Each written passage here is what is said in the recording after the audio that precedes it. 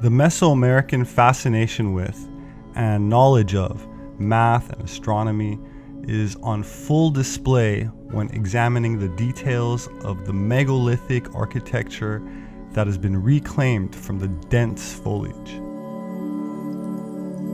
The Pyramid of Kukulcan is the central pyramid of Chichen Itza.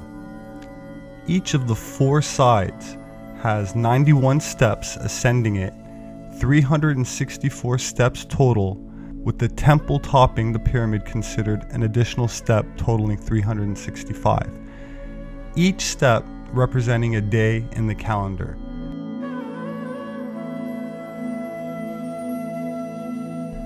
The pyramid's 9 stages, bisected by a staircase on each side, represent the 18 months of the Mayan calendar year.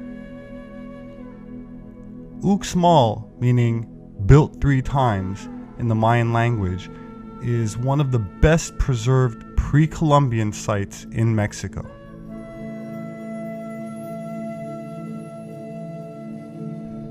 The most recognizable and tallest structure is the Pyramid of the Magician. Coba in Mexico was a large ancient Mayan city that was home to about 50,000 inhabitants at its peak. Coba contains several large temple pyramids. The tallest, the Nahuacmul pyramid, is about 42 meters or 138 feet high, and today only a small portion of the site has been cleared from the jungle and restored by archaeologists.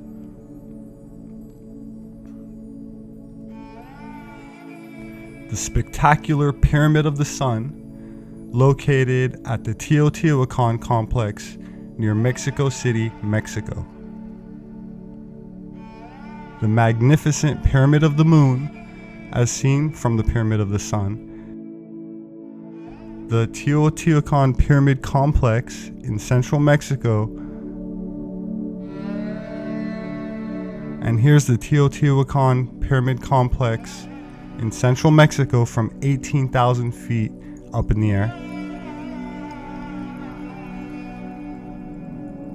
The Zunantunich frieze, more than 9 feet high and 30 feet long, features a 3-dimensional figure of a Mayan ruler. This was a thriving city of at least 10,000 inhabitants at one time. The Pyramid of Niches, El Tajín, northern Mexico. Mayan pyramid temples soar above the jungle at Tikal, Guatemala.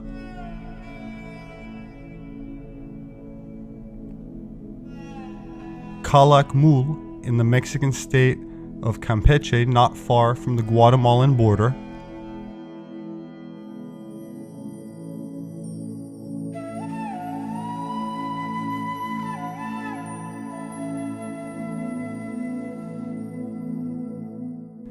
Now let's turn our attention to Mexico.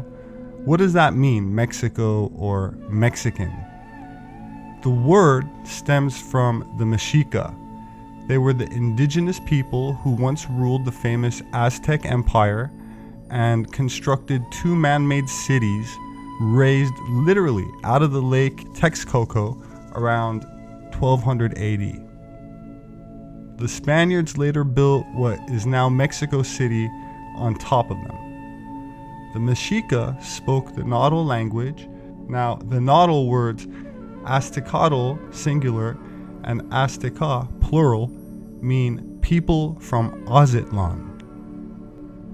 Aztlan was the legendary ancestral homeland from which the Mexica people were said to have migrated from before arriving in central Mexico. The place Aztlan is mentioned in several ethno-historical sources dating from the colonial period, and each of them give different lists of the different tribal groups, I believe 7 in total, who participated in the migration from Aztlan to central Mexico. But the Mexica, who went on to found the capital city of Tenochtitlan are mentioned in all of the accounts. Historians constantly debate the possible location of Aztlan, and some claim it's purely mythical, while some legends describe Aztlan as a paradise. The Codex Aubin says that the Aztecs were subject to a tyrannical elite called Azteca Chicomostoca. Guided by their priest, the Aztec fled, and on the road, their god forbade them to call themselves Azteca, telling them that they should be known as Mexica.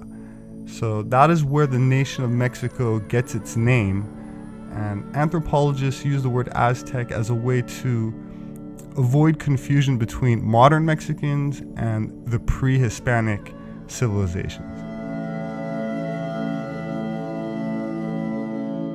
So Aztlan was described by the Mexica themselves as an island that was surrounded by a lake that in their language they referred to as the Lake of the Moon.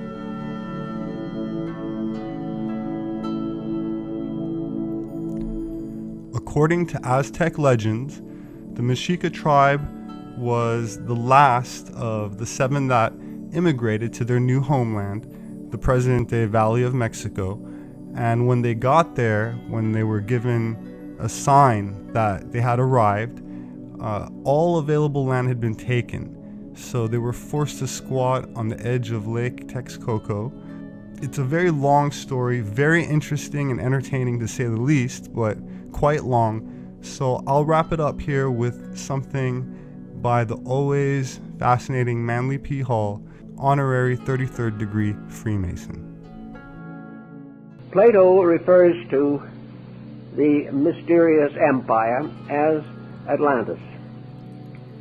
He probably received this name, or secured it, from Solon, who in turn had received it from the priests of the Egyptian temple at Sais. Now the word Atlantis, or its root, is not Egyptian, and it is not Greek. No one seems to be able to trace the origin of the name. It appears on 2 very important phases of ancient mythology, Atlantis and Atlas. And the root is ATL, Atal. Now if we look to find a language in which that word or that root is permissible or was used, we find we'd have to come to the Western Hemisphere, because Atal was one of the month names of the Mayas. It also has more than just a name significance. Its glyph, or its symbol, is a deluge. This seems then to give us the real basis of our word, that we are dealing with a term that represents a world experience, that various countries were involved in it, that the circumstances were known around the entire planet. In a single night, the great center of Atlantean culture, the last surviving fragment of an ancient order of life, disappeared under the ocean, and according to the Maya calendar, carried with it to death 60 million human beings. My name is Robert Sepehr. I'm an author, producer, and anthropologist specializing in linguistics, archaeology, and paleobiology, or archaeogenetics. I'd like to invite you to explore some of these mysteries with me in an attempt to unlock their riddles, which have eluded any serious consideration in mainstream academia.